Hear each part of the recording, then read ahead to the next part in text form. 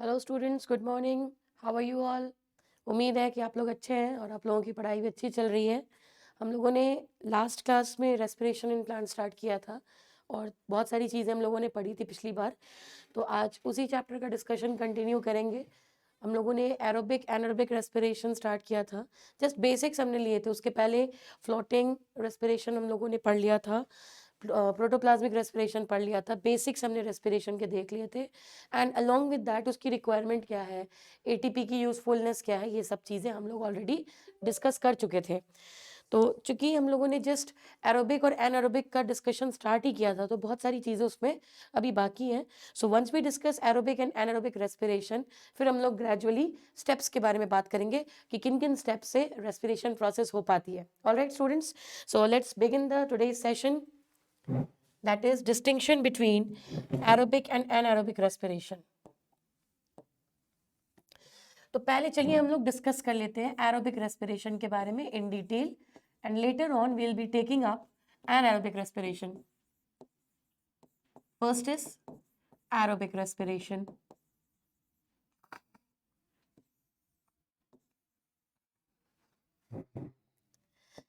देखो बच्चों, इसमें मैंने आपको पहले ही बताया था कि आपको नाम से ही समझ में आ रहा है कि ये एक ऐसा रेस्पिरेशन का मोड है जिसमें एयर की रिक्वायरमेंट, दैट इज ऑक्सीजन की रिक्वायरमेंट होती है। ठीक है।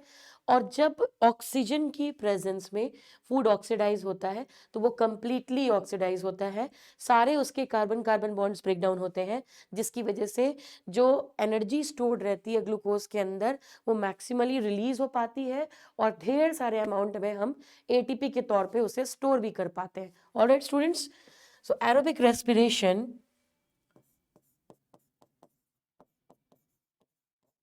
it is the respiration process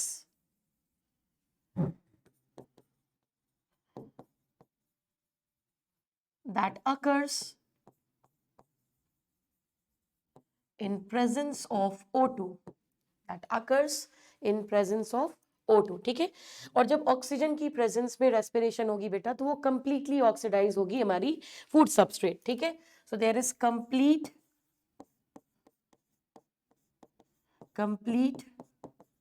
oxidation of glucose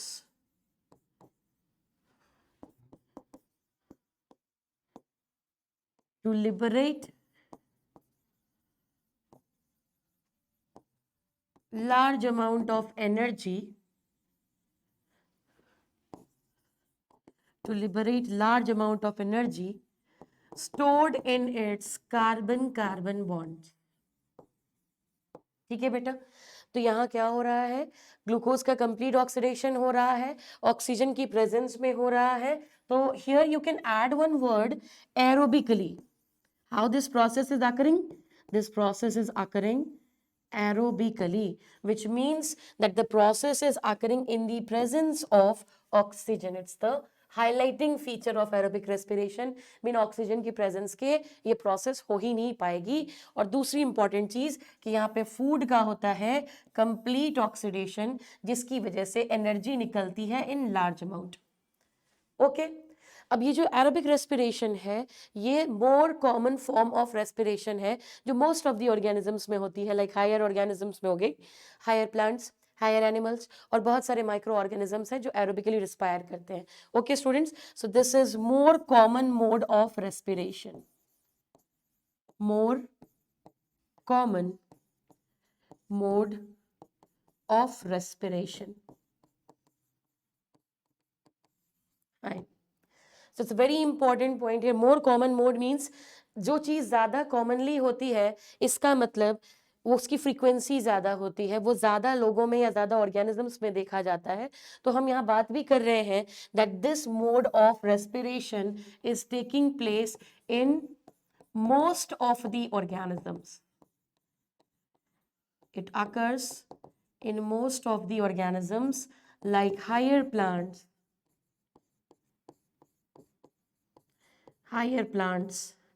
animals, etc. ठीक है। तो ये ज्यादा कॉमन मोड हो गई। अब इसका हम एक बार इक्वेशन देख लेते हैं बेटा कि जब ग्लूकोज कंप्लीटली ऑक्सीडाइज होती है तो ऑक्सीजन की प्रेजेंस में जब वो ऑक्सीडाइज हो रही है तो क्या क्या चीजें लिबरेट हो रही है, what are the products that are coming after this reaction. Okay, so you can represent aerobic respiration as T6H12O6, which is the chemical formula for glucose in the presence of 6 molecules of oxygen.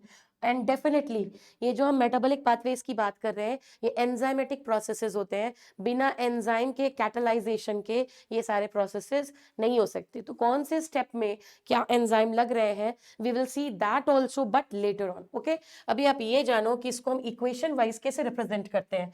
तो C6H12O6 plus 6O2, what it is going to give you, 6 CO2 plus 6 molecules of water and large amount of energy which is equivalent to 686 kilocal or 2870 kilojoule of energy. इतनी energy liberate होती है on oxidation of a molecule of glucose. So this is how you represent aerobic respiration representation. This is the representation of aerobic respiration.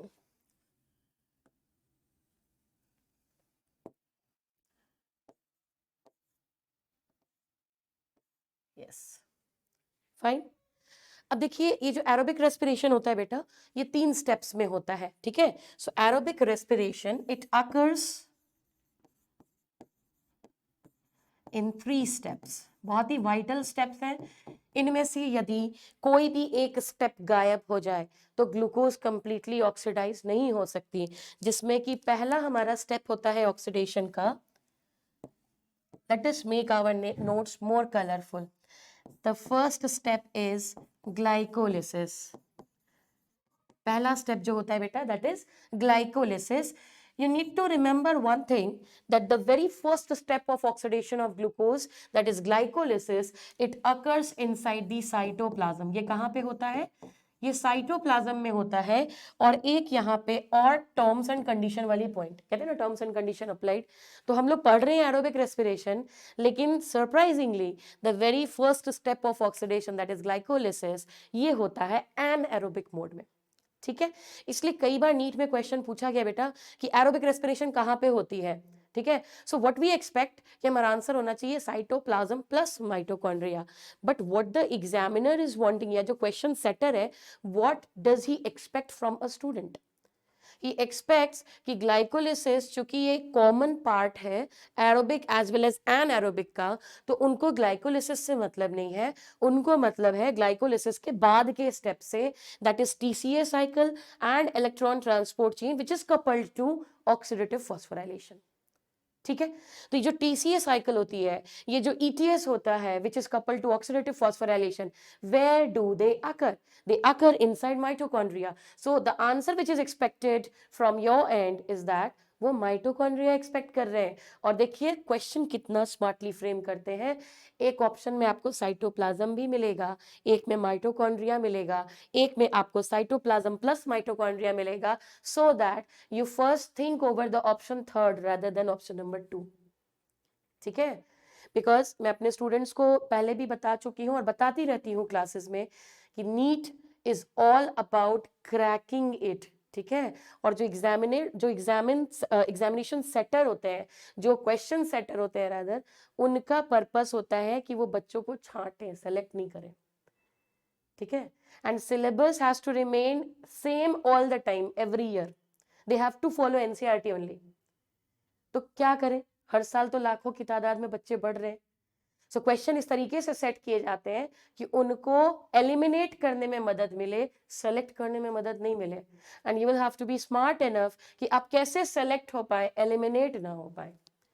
Alright students, the very important tip here that I am going to give you and that I have already given you. एक तो important tip आपको दे ही दिया। दूसरा tip, जब भी आप question solve करें तो एलिमिनेशन रूल लगाएं, इससे आपको अपने एग्जैक्ट ऑप्शन पे पहुंचने में मदद मिलती है। ये हो गया आपका दूसरा टिप। ठीक है, तो 2 टिप्स आपको आज दिए हैं। So it would be better कि आप इनको अपनी लाइफ में अप्लाई करें, एग्जाम को तैयारी करने के लिए बहुत मदद मिलेगी इससे। फाइन, तो पहला जो हमारा स्टेप है that is glycolysis. This is taking place inside the cytoplasm. और दूसरा हैशटैग मार्क यहाँ पे ये है that it occurs anaerobically. This occurs anaerobically, ठीक है, in the absence of oxygen. The second step in the aerobic respiration is TCA cycle. TCA cycle, which is also called as Krebs cycle. TCA cycle is also called as Krebs cycle. And the next step in the aerobic respiration is electron transport chain. Electron transport chain coupled to oxidative phosphorylation.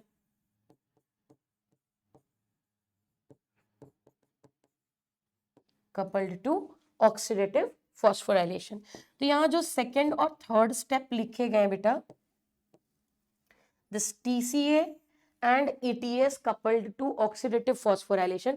ETS या ETC, electron transport chain को we can write it as ETC, और यदि system बोलते हैं तो ये हो जाता है electron transport system.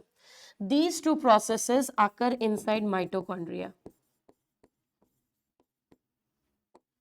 They occur inside mitochondria. और टीसीए साइकिल की यदि स्पेसिफिकली बात करें तो ये माइटोकॉन्ड्रिया की मैट्रिक्स में होती है. It occurs inside the matrix of mitochondria.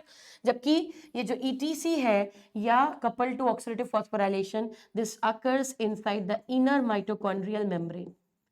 Inner membrane of mitochondria. Inner membrane of mitochondria. ठीक है, तो यहाँ कंप्लीट ऑक्सीडेशन हो रहा है, एयर ऑक्सीजन की प्रेजेंस में हो रहा है. 3 स्टेप्स में होता है, glycolysis, TCA, electron transport chain. ठीक है, एंड यहाँ पे जो स्टार मार्क वाला पॉइंट है बेटा, that this glycolysis is common. This is common pathway in aerobic as well as anaerobic respiration. यानी ये एरोबिक का भी पार्ट है और एनएरोबिक का भी पार्ट है. जो एनएरोबिकली रिस्पायर करने वाले ऑर्गेनिजम्स है उनमें भी ग्लाइकोलिसिस होगी, और एरोबिकली रिस्पायर करने वाले ऑर्गेनिजम्स में ग्लाइकोलिसिस तो होगी ही होगी, क्योंकि ये फर्स्ट स्टेप है ऑक्सीडेशन का. ग्लाइकोलिसिस एरोबिक रेस्पिरेशन में this is the first step of oxidation. ठीक है, so am I clear students? Hope यहाँ तक आपको सारी चीजें समझ में आ गई होगी, कुछ भी कॉम्प्लेक्स नहीं है, और आगे जितनी कॉम्प्लेक्स चीज आनी है वो भी हम आपको बहुत सिंपल तरीके से समझाएंगे. फाइन, तो मैंने आपको एरोबिक रेस्पिरेशन की कैरेक्टरिस्टिक फीचर्स बताई यहाँ पे. नेक्स्ट हमारा है एनाएरोबिक रेस्पिरेशन. क्योंकि आज भी इतना ज्यादा इवोल्यूशन ऑफ ऑर्गेनिजम्स होने के बाद भी कई सारे ऐसे ऑर्गेनिजम्स हैं जिनका रेस्पिरेशन मोड एनाएरोबिकली होता है. ठीक है, यानी aerobic mode is the most common, लेकिन हम एनाएरोबिक को इग्नोर नहीं कर सकते. क्यों? क्योंकि बहुत से ऐसे माइक्रो ऑर्गेनिजम्स हैं, लिविंग ऑर्गेनिजम्स हैं, जिनका मोड ऑफ रेस्पिरेशन एयर की या ऑक्सीजन की एब्सेंस में होता है. So second mode of respiration is anaerobic respiration.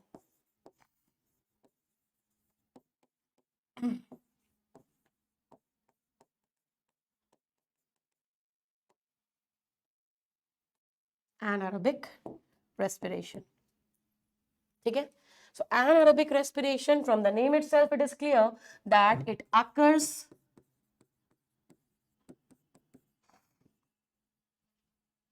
in the absence of oxygen. It occurs in the absence of oxygen, and several organisms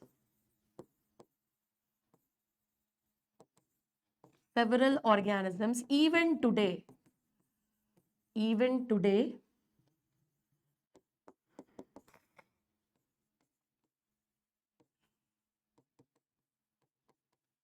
respire anaerobically. ठीक है। तो ये जो ऑक्सीडेशन होगा यहाँ पे फूड का, वो सिर्फ पार्शियल ऑक्सीडेशन होगा और ग्लाइकोलिसिस के माध्यम से होगा और साइटोप्लाज्म में होगा। क्योंकि कंप्लीट ऑक्सीडेशन हो नहीं रहा, इसलिए यहाँ पे माइटोकॉन्ड्रिया की कोई रिक्वायरमेंट नहीं है। Okay students, so it occurs inside cytoplasm by the process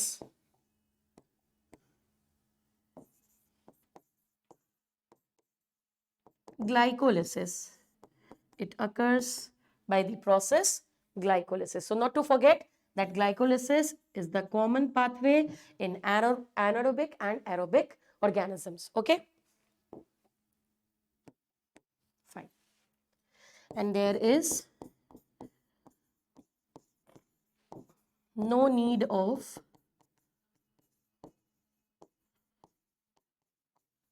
mitochondria. There is no need of mitochondria in case of anaerobic respiration. All right students, और यहाँ पे क्या हो रहा है? There is only partial or incomplete oxidation of glucose occurs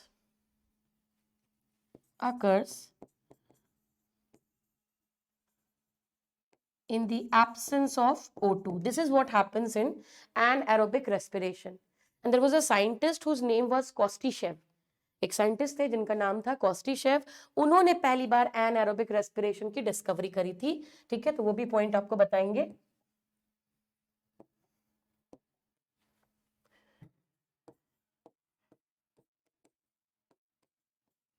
Kostishev discovered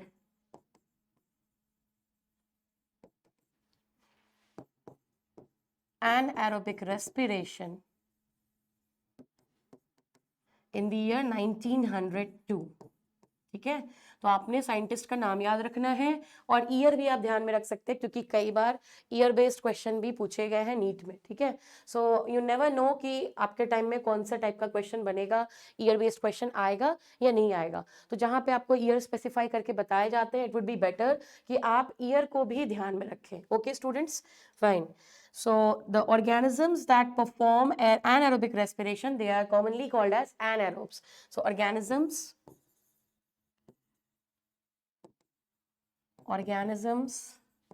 that respire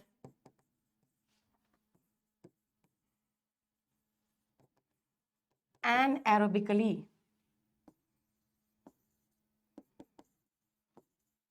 are called as anaerobes. उनको हम anaerobes बोलते हैं। एंड इंटरेस्टिंगली anaerobes के भी दो टाइप्स हैं।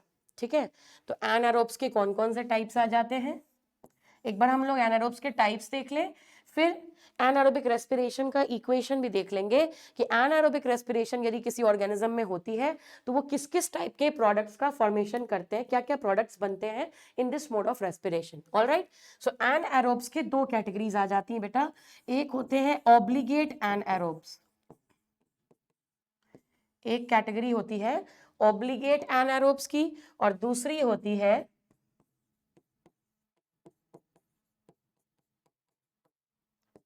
facultative anaerobes. One is obligate and the other is facultative. अब difference क्या है दोनों में, देखिए ऑब्लिगेट का मतलब होता है स्ट्रिक्ट या कंप्लीट। तो ऑब्लिगेट एनाएरोब्स वो ऑर्गेनिजम्स हैं जो सिर्फ ऑक्सीजन की एब्सेंस में ही रिस्पायर करेंगे। अगर गलती से उनके एनवायरनमेंट में थोड़े से भी ऑक्सीजन का अमाउंट प्रेजेंट हो जाए तो उनकी रेस्पिरेशन नहीं हो पाएगी एंड दे विल डाई। तो अगर उनको रिस्पायर करना है तो वो ऑक्सीजन की एब्सेंस में ही करेंगे, और वैसे ऑर्गेनिजम्स को हम कहते हैं obligate anaerobes. Such organisms are called as obligate anaerobes. So organisms that can respire respire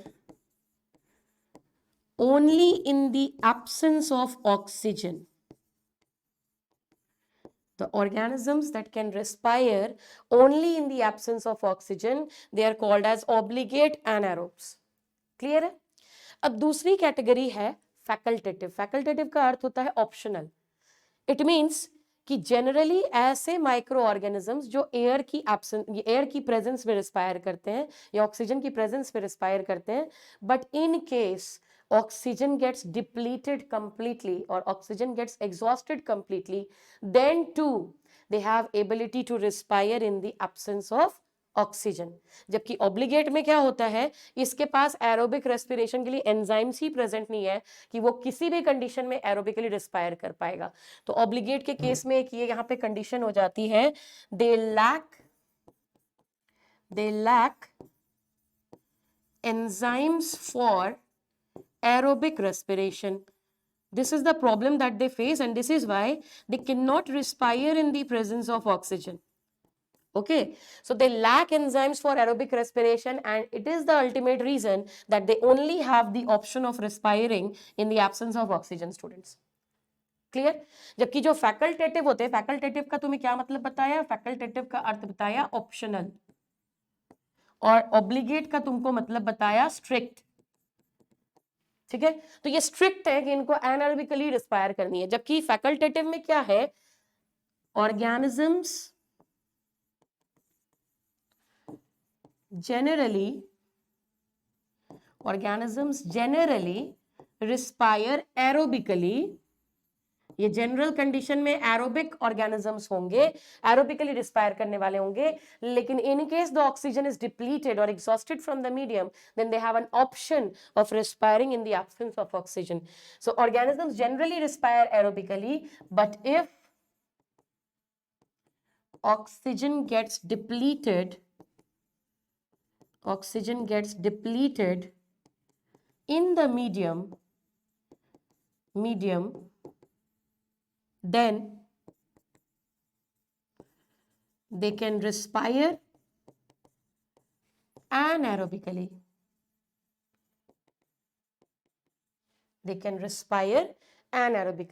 Generally they are aerobes, but if oxygen is absent in the medium, then they can switch to anaerobic mode and they have an option of respiring in the absence of oxygen.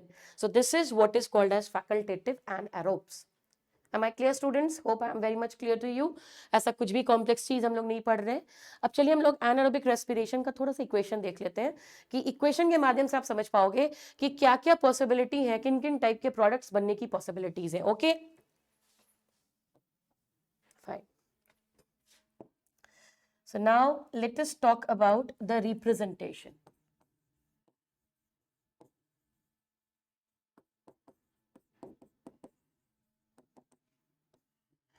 Oxygen की absence में होना है respiration, तो इसको आप ऐसे लिख सकते हैं, C6H12O6 in the absence of oxygen. ये खासकर हमें ईस्ट जैसे ऑर्गेनिजम्स करते हुए दिखते हैं, जिनकी एंजाइम जाइमेज एक्ट करती है और इसे कन्वर्ट करती है into 2 molecules of carbon dioxide, 2 molecules of ethanol C2H5OH and energy equivalent to 2 ATP, 2 ATPs of energy. Okay, जबकि एक और ऑप्शन है, कुछ ऑर्गेनिजम्स लैक्टिक एसिड प्रोड्यूस करते हैं. सो C6H12O6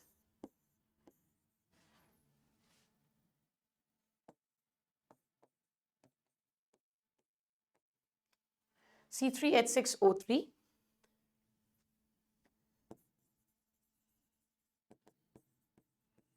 लैक्टिक एसिड, और इसमें भी एनर्जी लगभग 2 ATP के बराबर ही प्रोड्यूस होती है.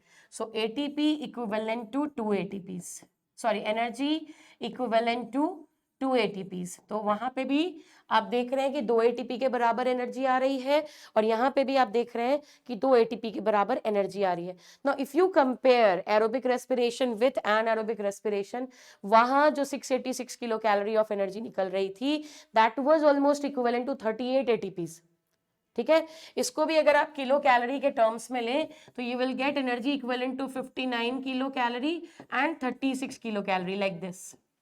ठीक है, तो कितना कम अमाउंट ऑफ एनर्जी है। If you compare the energy amount between the aerobic and the anaerobic respiration, in aerobic one we are getting ATPs almost equivalent to 38 ATPs, और यहाँ मात्र आपको 2 ATP के बराबर एनर्जी निकल रही है। तो आप देख लीजिए कि जब ग्लूकोज का पार्शियल ऑक्सीडेशन होता है तो बहुत कम अमाउंट में एनर्जी लिबरेट होती है, very less amount of energy. Okay students, तो हमने यहाँ पे 2 मेजर टाइप्स ऑफ रेस्पिरेशन के बारे में डिटेल में बात कर ली, aerobic respiration and anaerobic respiration. Hope यहाँ तक आपको कोई प्रॉब्लम नहीं है। ओके, अब अभी तक हमने एक चीज डिस्कस करी है कि जो ग्लाइकोलिसिस होता है वो एरोबिक और एनाएरोबिक दोनों के लिए कॉमन पाथवे है। तो चलिए हम लोग अपने डिस्कशन को आगे बढ़ाते हैं और पहले ग्लाइकोलिसिस के बारे में बात करते हैं कि ये किस टाइप का पाथवे है और इसमें क्या क्या चीजें होती हैं। Okay students, all right.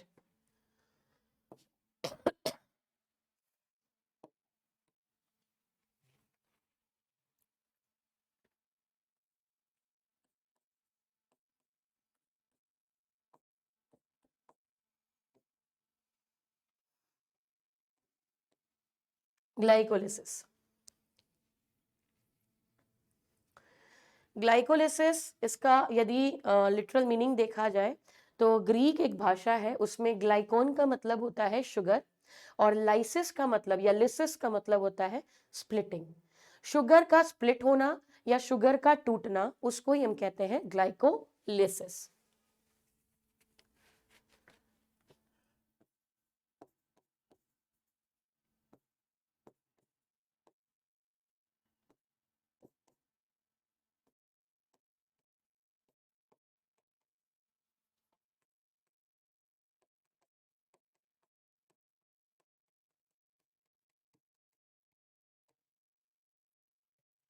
So in short, you can call it splitting of sugar.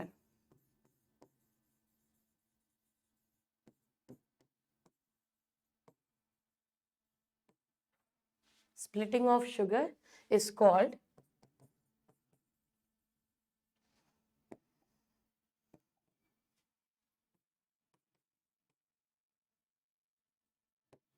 glycolysis.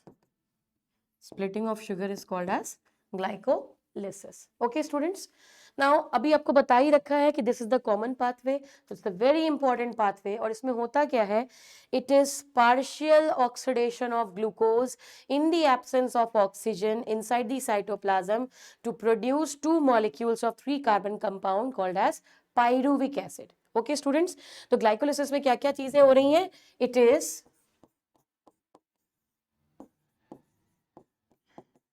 a metabolic process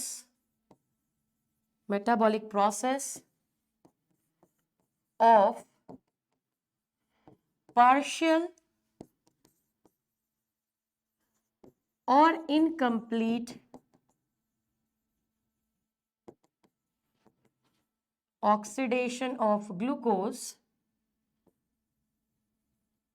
anaerobically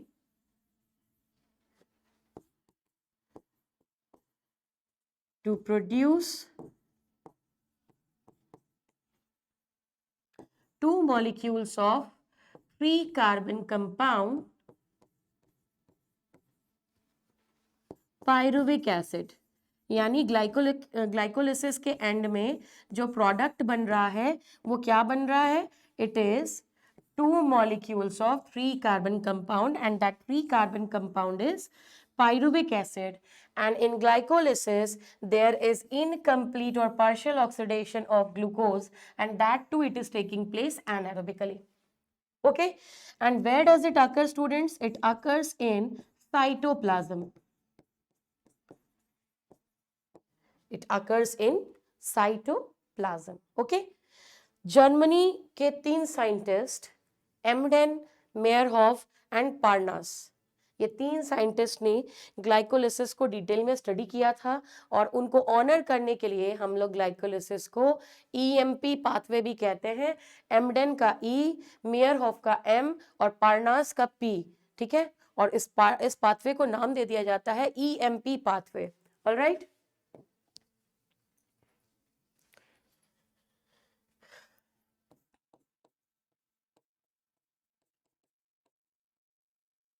the pathway was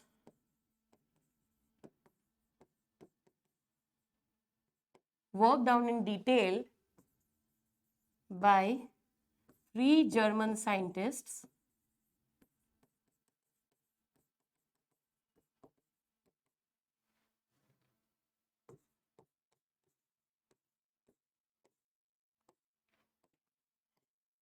Emden, Meyerhoff and Parnas. ठीक है, तो इन तीनों साइंटिस्ट के पहले पहले अल्फाबेट्स को लेके इस पाथवे का नाम कर दिया गया EMP पाथवे। तो अगर आपसे क्वेश्चन EMP पाथवे के बारे में पूछा जाए तो आपको कंफ्यूज नहीं होना है, it is nothing but glycolysis. ठीक है, ये ग्लाइकोलिसिस के बारे में चर्चा हो रही है जो EMP पाथवे के बारे में पूछते हैं। अब देखिए, ये जो पार्शियल ऑक्सीडेशन होता है ग्लूकोज का, ये 10 स्टेप का प्रोसेस है। Glycolysis, which is a metabolic process or metabolic pathway, it occurs or it is completed in 10 steps, wherein each step is catalyzed by a specific type of enzyme. तो हर step को catalyse करने के लिए कोई ना कोई एक पर्टिकुलर एंजाइम प्रेजेंट रहता है बेटा। तो ग्लाइकोलिसिस को हम लोग फर्दर 2 पार्ट्स में बांटते हैं, 2 फेजेस में बांटते हैं। एक होता है प्रिपेरेटरी फेज और दूसरा होता है पे ऑफ फेज। ठीक है, प्रिपेरेटरी फेज में क्या होता है, जो ग्लूकोज है उसको प्रिपेयर किया जाता है, उसको एक्टिवेट किया जाता है कि तुम्हें फर्दर कंप्लीटली ऑक्सीडाइज होना है। और ये जो शुरुआत का फेज होता है उसमें एनर्जी खर्च करनी पड़ती है, उसमें ATP लगानी पड़ती है। ठीक है, जबकि जो दूसरा वाला फेज है, the second half of the pathway, glycolytic pathway, it is the pathway जो खूब सारी एनर्जी को रिलीज करता है। It is the pay of pathway, कि चलो ग्लूकोज का जो ब्रेकडाउन हो रहा है उसमें ATP की एनर्जी रिलीज हो रही है और उस एनर्जी को स्टोर करने के लिए ATP बन रही है। ठीक है, तो पहले हाफ में ATP खर्च करनी पड़ती है ताकि ये पाथवे स्टार्ट हो सके, ग्लूकोज एक्टिवेट हो सके। और जो सेकेंड हाफ है पाथवे का, उसमें ATP प्रोड्यूस होती है, ATP का पे ऑफ होता है। ठीक है, तो हम ग्लाइकोलिसिस को 2 फेजेस में बांट देते हैं, EMP pathway or glycolysis can be divided into 2 phases. One is preparatory phase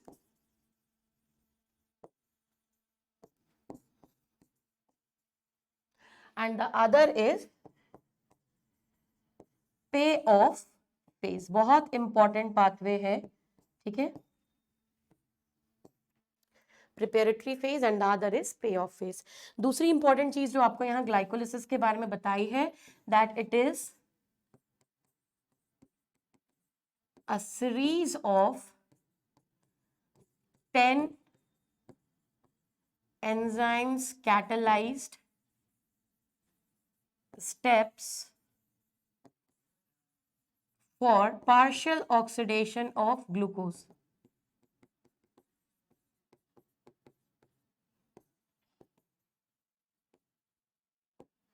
For partial oxidation of glucose.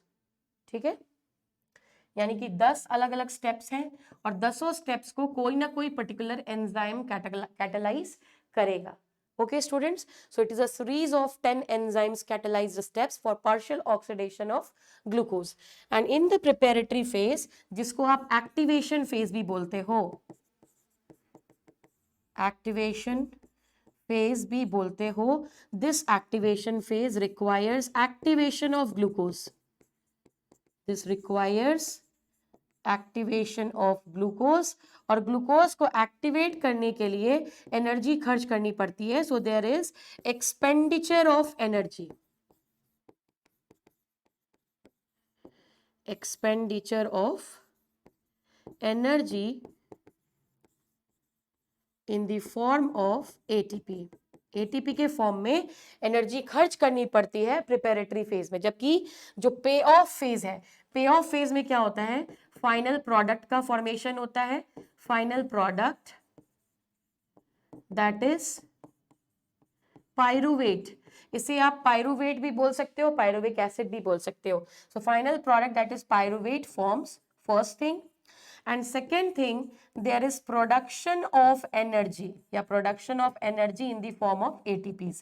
तो यहाँ ATPs का production होता है and this is why the second phase is called as payoff phase. Second phase को हम लोग payoff phase बोलते हैं.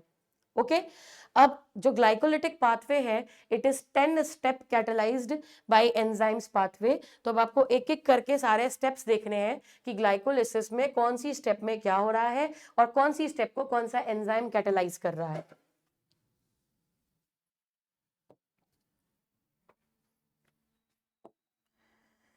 चलिए हम लोग स्टार्ट करते हैं इस पाथवे को.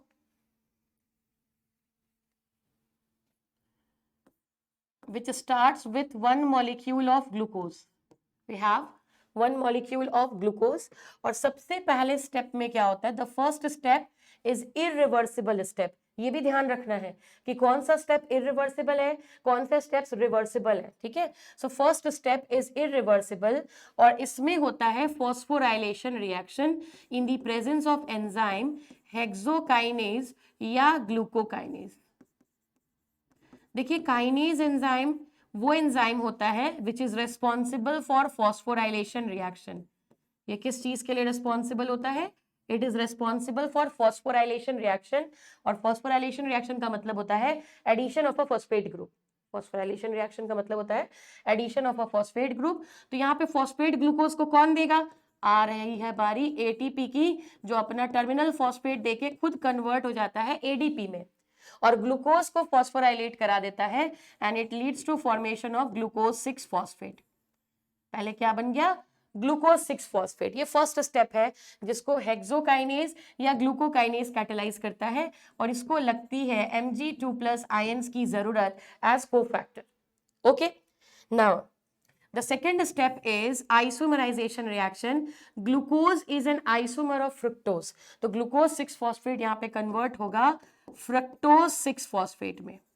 It converts into fructose 6 phosphate. Glucose is an aldose sugar, whereas fructose is an ketose sugar. और ये दोनों एक दूसरे के आइसोमर्स हैं. तो enzyme that is involved here phospho, क्योंकि इनके ऊपर फॉस्फेट लगा हुआ है, 6 कार्बन के शुगर है तो इसको हेक्सोज बोलेंगे. फॉस्फोहेक्सोज आइसोमरेज एंजाइम कौन सा लगा? Phosphohexose isomerase. And it is the second step which is a reversible step, जहां ग्लूकोज 6 फॉस्फेट कन्वर्ट हो गई फ्रक्टोज 6 फॉस्फेट में बेटा. ठीक है, अभी आप देख रहे हो कि फ्रक्टोज के सिर्फ 6 कार्बन पे एक फॉस्फेट जुड़ा हुआ है. अब अगला स्टेप जो है, जो थर्ड स्टेप है, ये भी वापस से irreversible step है. The first step is irreversible. Now the third step is also irreversible. और इसमें फ्रक्टोज के 6ठे कार्बन पे फॉस्फेट पहले से लगा हुआ था, अब इसके पहले कार्बन पे भी फॉस्फेट का एडिशन होगा, यानी दूसरा phosphorylation reaction. And the enzyme that is involved here is phosphohexokinase. Phosphohexokinase इसलिए क्योंकि ये एक हेक्सोज शुगर है जिसके ऊपर फॉस्फेट पहले से लगा हुआ है और इसका करा रहे हैं phosphorylation reaction in the presence of the cofactor Mg2+, और ये बन जाता है फ्रक्टोज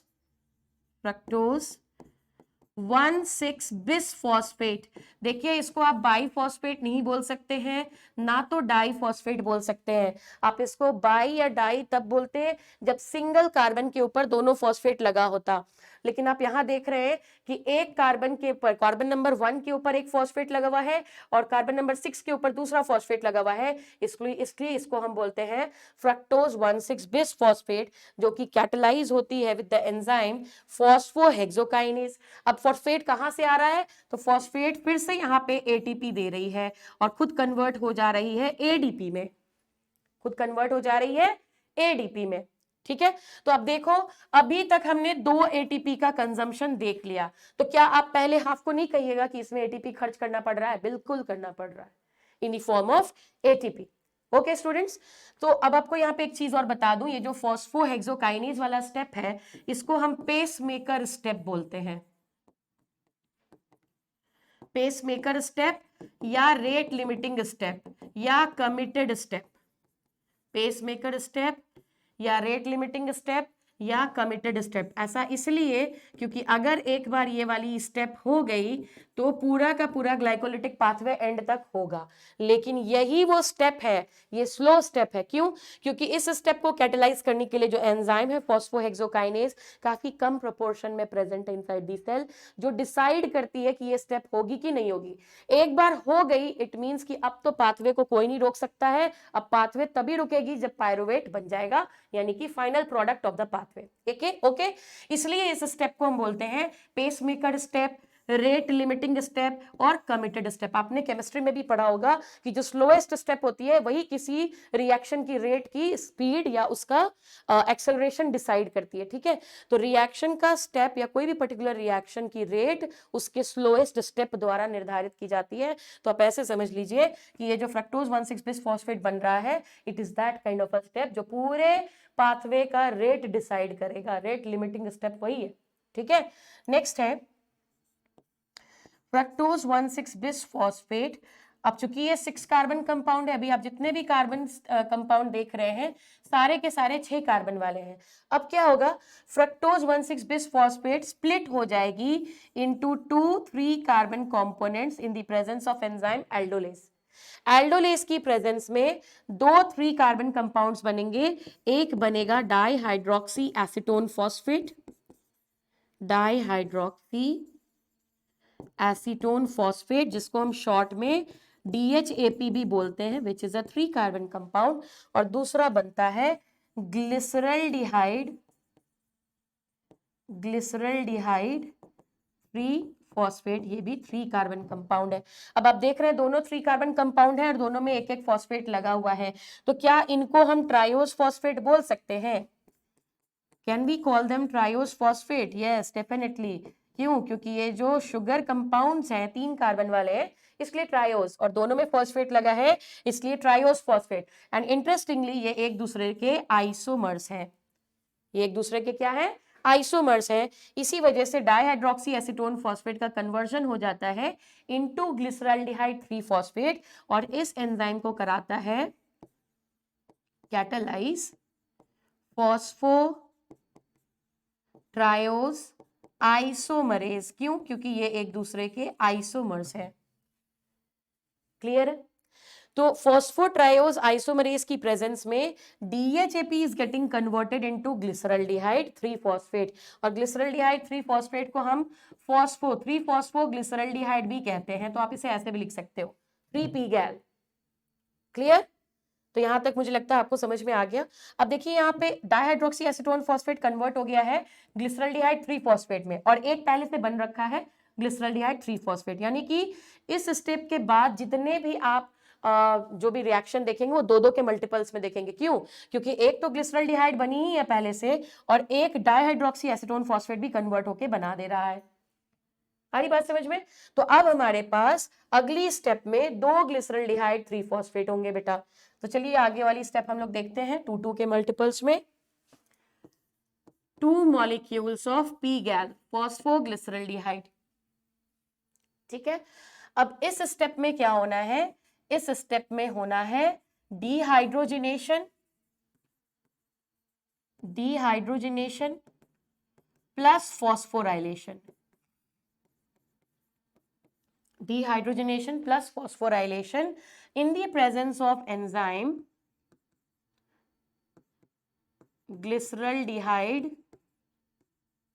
या आप कह सकते हो फॉस्फोग्लिसरल्डिहाइड डिहाइड्रोजिनेज। ये एंजाइम लगेगा phosphoglyceraldehyde dehydrogenase is the enzyme. और यहां पे यदि ऑक्सीडेशन रिडक्शन रिएक्शन हो रहा है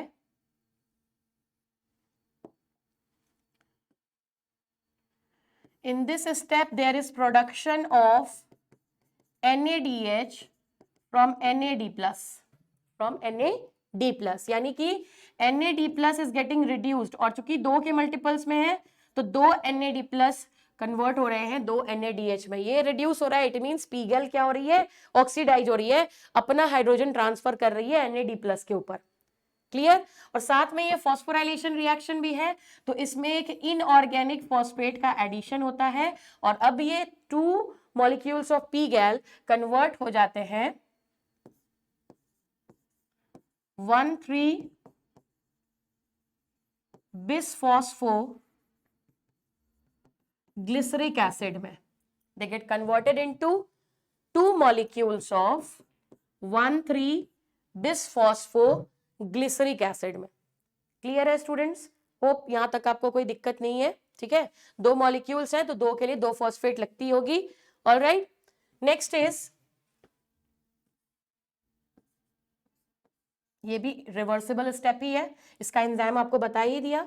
अब ये जो 1,3 बिसफॉस्फोग्लिसरिक एसिड है, इन 2 फॉस्फेट्स में से एक फॉस्फेट हाई एनर्जी फॉस्फेट है। ऑलराइट, तो यहां पे क्या होगा, अब ये बहुत ही इंपॉर्टेंट स्टेप है, यहां होने वाली है सबस्ट्रेट लेवल फॉस्फोराइलेशन। यहां पे होने वाली है substrate level phosphorylation. It means ये है खुद सबस्ट्रेट, 1,3 बिसफॉस्फोग्लिसरिक एसिड खुद सबस्ट्रेट है और अपना फॉस्फेट किसी और के ऊपर ट्रांसफर करने वाला है, इसलिए इसको बोलते हैं सबस्ट्रेट लेवल फॉस्फोराइलेशन। तो देखिए यहां पे क्या होगा, एडीपी के ऊपर 2 मॉलिक्यूल्स ऑफ एडीपी, क्योंकि क्या है 2 मॉलिक्यूल ऑफ 1,3 बिसफॉस्फोग्लिसरिक एसिड है, सो 2 मॉलिक्यूल्स ऑफ एडीपी के ऊपर 2 फॉस्फेट ट्रांसफर होंगे and there is production of 2 molecules of ATPs. Clear. अब यहां फॉस्फोराइलेशन हो रही है तो एंजाइम कौन सा लगेगा, it is phosphoglycerokinase that requires Mg2 plus as the cofactor, Mg2 plus as the cofactor। Clear students, तो यहाँ पे 2 एटीपीज का प्रोडक्शन हो गया। जब ये अपना फॉस्फेट एडीपी के ऊपर ट्रांसफर कर रही है तो खुद क्या बच रही है, it is 2 molecules of 3 phosphoglyceric acid, क्योंकि जो फर्स्ट कार्बन वाला फॉस्फेट था that was high energy phosphate जिसका ट्रांसफर कर दिया गया एडीपी के ऊपर। तो जब एडीपी के ऊपर फॉस्फेट ट्रांसफर हो गया तो थर्ड वाला ही ना सिर्फ बचा, तो कंपाउंड हो गया 3 phosphoglyceric acid. Alright, now coming to the next step, ये जो थर्ड कार्बन पे फॉस्फेट है, एक एंजाइम होती है फॉस्फोग्लिसरोम्यूटेज, ये क्या कराती है, ये कराती है थर्ड कार्बन वाले फॉस्फेट को सेकंड कार्बन वाले पे ट्रांसफर, यानी कि लोकेशन चेंज करा रही है सिर्फ अटैच्ड ग्रुप का। तो अब देख लीजिए यहां क्या हो रहा है, it gets converted into 2 molecules of 2 phosphoglyceric acid. यहां पे लोकेशन चेंज हो रहा है in the presence of enzyme phosphoglyceromutase. Mutase का काम होता है म्यूटेट करवाना, मूवमेंट करवाना किसी ग्रुप का, तो यहाँ थर्ड ग्रुप से सेकंड ग्रुप पे मूवमेंट हो रहा है। ऑलराइट, यहां तक हमने 8 स्टेप्स ग्लाइकोलिसिस के देख लिए। Alright, next is